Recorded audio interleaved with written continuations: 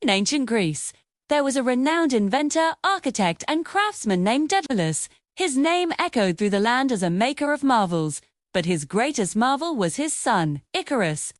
Now, Icarus was as curious and adventurous as he was handsome, with a spirit that soared like an eagle and a heart full of dreams. From the time he could walk, he would follow his father around, watching him work, asking him questions, helping him in any way he could. And as he grew older, he began to take on tasks of his own, showing the same skill and talent as his father. But their peaceful life was not meant to last, for, when Daedalus helped the hero Theseus escape the labyrinth on the island of Crete, King Minos, whose labyrinth it was, took offense at their trickery and imprisoned them both, intending to keep them there forever.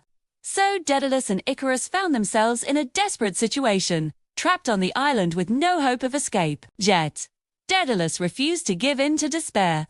"We may be trapped here," he said to Icarus, "but we are not without hope.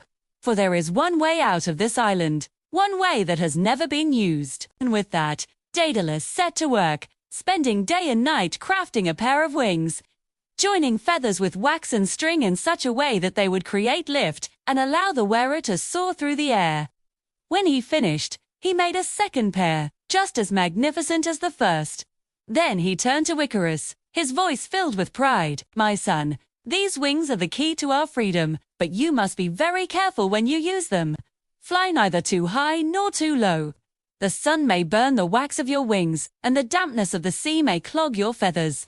It is the middle way that brings freedom, my boy, the middle way between danger and safety, between ambition and limits." Icarus listened to his father, his eyes shining with excitement and gratitude.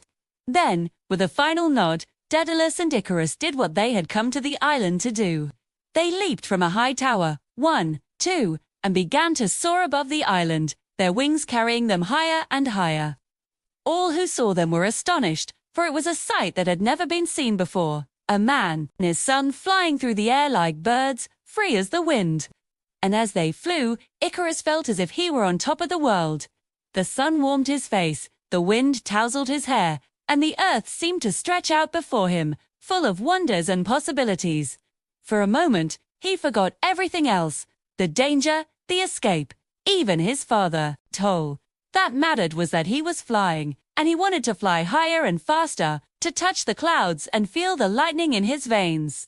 But then he heard his father's voice, warning him to come back down, to stay in the middle way.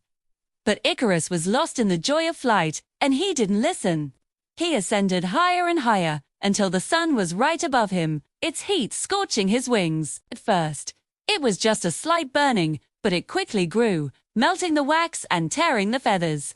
One by one, Icarus's wings began to fall apart, and with that, his flight was over.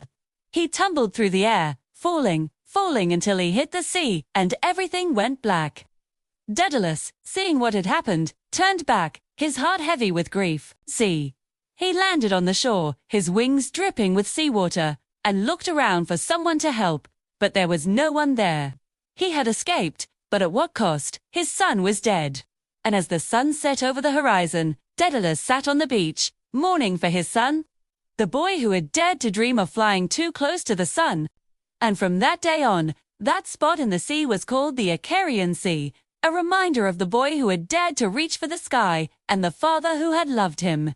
And so the story of Daedalus and Icarus has been told for centuries, a story of ambition and loss, of freedom and limits, of the joy of flight and the pain of falling, too. It is a story that teaches us that even the greatest inventions cannot overcome the laws of nature, that even the boldest dreams must be tempered with reality, and that even the brightest stars can fall from the sky.